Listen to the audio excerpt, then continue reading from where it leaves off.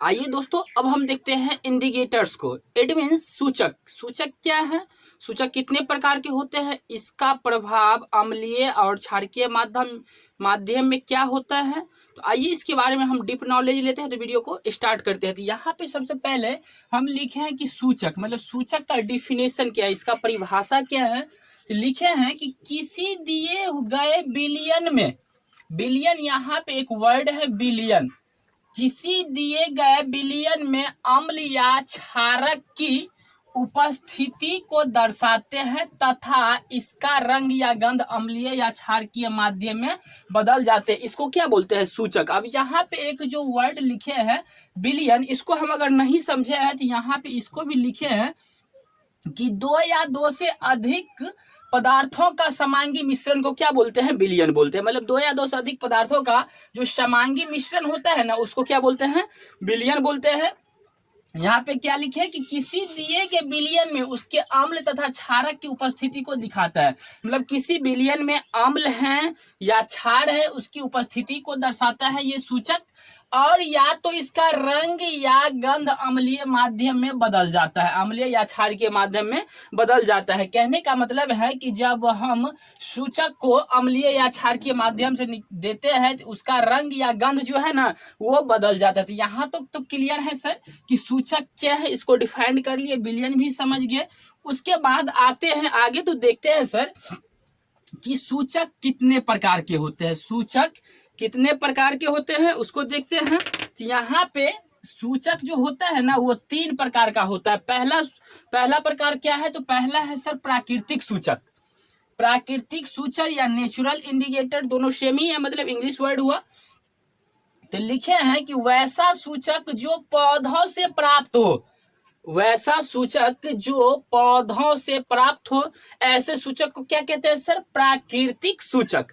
अब यहाँ पे हम उदाहरण लिए हैं कि प्राकृतिक सूचक का दो उदाहरण लिए हैं। तो क्या लिखे हैं सर इसका डिफिनेशन कि वैसा सूचक जो पौधों से प्राप्त हो, यहाँ तक तो क्लियर है सर। उसके बाद लिखे हैं कि लिटमस पत्र, लिटमस पत्र जो कि लाइकेन के पौधों से उगता है, लाइकेन के पौधों से प्राप्त होता है लिटमस पत्र। तो लिटमस पत्र जो होता है वो हो सकता है नीला होगा, लिटमस पत्र हो सकता है नीला होगा या हो सकता है लाल होगा। मतलब लिटमस पत्र दो रंग का होता है, या तो नीला होगा या लाल होगा। अब देखते हैं इसका अम्ल और क्षारक में क्या इफेक्ट पड़ता है। तो यहाँ पे देखिए, अगर लिटमस पत्र का रंग कैसा हो? नीला हो। अगर लिटमस पत्र का रंग नीला हो तब ये अम्ल के संपर्क में आता है ना तो ये लाल हो जाता है सर। क्या बोले कि जब लिटमस पत्र का रंग कैसा हो सर? नीला हो। तो ये जब अम्ल के संपर्क में आता है तो ये लाल हो जाता है। और जब लिटमस पत्र का रंग ही लाल हो तो वो क्षारक के संपर्क में जो आता है तो उसका रंग कैसा हो जाता है सर? तो नीला हो जाता है। क्या बोले कि जब नीला लिटमस पत्र अम्ल के संपर्क में आता है तो उसका रंग कैसा हो जाता है? लाल हो जाता है। और लाल लिटमस पत्र अगर क्षारक के संपर्क में आता है तो उसका रंग कैसा हो जाता है? नीला हो जाता है। चलिए, पहला जो प्राकृतिक लिटमस मतलब प्राकृतिक सूचक था उसको देख लिया, लिटमस पत्र को।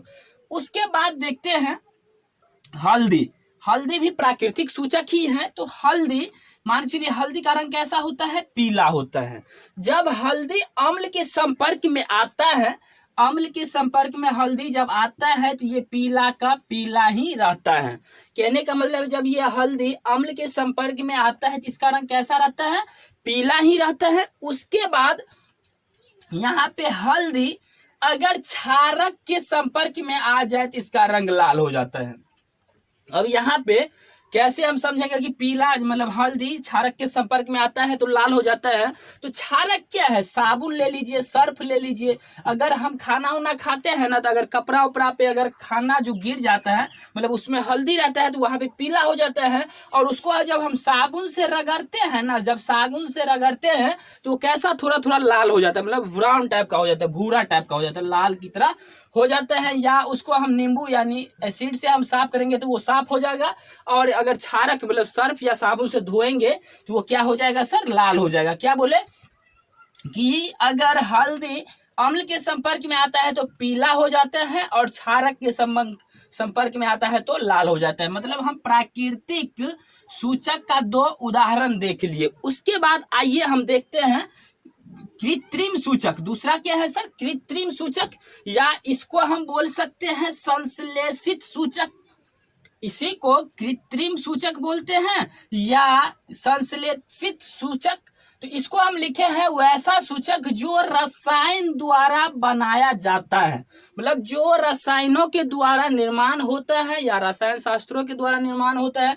अगर रसायन के द्वारा बनाया जाएगा तो कोई ना कोई तो मतलब साइंटिस्ट ही बनाएंगे, तो रसायन शास्त्रों के द्वारा निर्माण किया जाता है वैसे सूचक को क्या बोलता है? कृत्रिम सूचक, या बोलते हैं संश्लेषित सूचक। अब आइए यहाँ पे हम इसका उदाहरण लिया, जैसे फिनोल्फथेलिन। पहला क्या लिए सर? फिनोल्फथेलिन। पहला जो कृत्रिम सूचक का उदाहरण लिए हैं वो लिए है फिनोल्फथेलिन। जब फिनोल्फथेलिन अम्ल के संपर्क में आता है, जब फिनोल्फथेलिन अम्ल के संपर्क में आता है तो ये कैसा हो जाता है? पानी कलर का हो जाता है।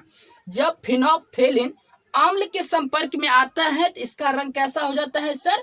तो पानी कलर का हो जाता है। अगर फिनोल्फथेलिन क्षारक के संपर्क में आता है तो उसका रंग कैसा हो जाता है सर? तो गुलाबी हो जाता है। फिनोल्फथेलिन अगर क्षारक के संपर्क में आता है तो उसका रंग कैसा हो जाता है? तो गुलाबी हो जाता है। चलिए फिनोल्फथेलिन को हम देख लिए। उसके बाद मैथिल ऑरेंज को लेते हैं। मैथिल ऑरेंज अगर अम्ल के संपर्क में आता है, मैथिल ऑरेंज अगर अम्ल के संपर्क में आता है तो उसका रंग कैसा हो जाता है सर? लाल हो जाता है। अगर मैथिल ऑरेंज क्षारक के संपर्क में आता है तो उसका रंग कैसा हो जाता है सर? पीला हो जाता है। मैथिल ऑरेंज अगर अम्ल के संपर्क में आता है तो वो लाल हो जाता है। अगर क्षारक के संपर्क में आता है तो उसका रंग कैसा हो जाता है सर? पीला हो जाता है। चलिए हम 2 सूचक को देख लिया। अब तीसरा जो सूचक है वो है सर गंधीय सूचक। पहला क्या था? प्राकृतिक सूचक, दूसरा क्या था? कृत्रिम सूचक, और तीसरा क्या है? गंधीय सूचक। तो आइए गंधीय सूचक क्या है, इसको हम लिखे हैं वैसा सूचक जिसका गंध अम्लीय या क्षारकीय माध्यम में बदल जाता है। गंध इसका क्या होता है? अम्लीय या क्षारकीय माध्यम में क्या हो जाता है? बदल जाता है। तो ऐसे सूचक को क्या बोलते हैं? गंधीय सूचक बोलते हैं। अब उदाहरण के लिए यहाँ पे हम लिए हैं कि प्याज का रस, इसमें कुछ गंध होता है, प्याज के रस में गंध होता है। अगर हम ये अम्ल के संपर्क में आता है, प्याज का जो रस है ना, ये अम्ल के संपर्क में, कोई भी अम्ल, कहने का तात्पर्य थोड़ा छोटा अम्ल को ले लीजिए ना। कौन सा अम्ल? मतलब नींबू में अम्ल पाया जाता है तो नींबू को ले लीजिए। प्याज का रस जब अम्ल के संपर्क में आ जाता है तो ये क्या करता है? तीक्ष्ण गंध देता है। तीक्ष्ण का मतलब होता है तेज गंध देता है। और ये क्षारक के संपर्क में आ जाता है ना तो कोई गंध नहीं देता है। क्षारक बोले तो वही साबुन या सर्फ के संपर्क में आ जाता है तो क्या करता है? कोई गंध नहीं देता है। उसके बाद लिए हैं लौंग का तेल। लौंग का तेल में भी गंध होता है। ये अगर अम्ल के संपर्क में आ जाए, लौंग का तेल अगर अम्ल के संपर्क में आ जाए तो कोई गंध, मतलब वही सेम ही रहेगा जो गंध है अम्ल लौंग का तेल का, गंध क्या रहेगा? समान रहेगा। या ये जो लौंग का तेल है क्षारक के संपर्क में आ जाए तो इसका गंध जो होता है ना खत्म हो जाता है। लौंग के तेल क्षारक के संपर्क में आ जाता है तो इसका गंध क्या हो जाता है सर? खत्म हो जाता है। इस प्रकार से हम गंधीय सूचक को भी देख लिए। अगर वीडियो पसंद आए तो वीडियो को लाइक करें, चैनल को सब्सक्राइब करें, दोस्तों के साथ शेयर करें। फिर मिलते हैं नेक्स्ट वीडियो में, तब तक के लिए धन्यवाद।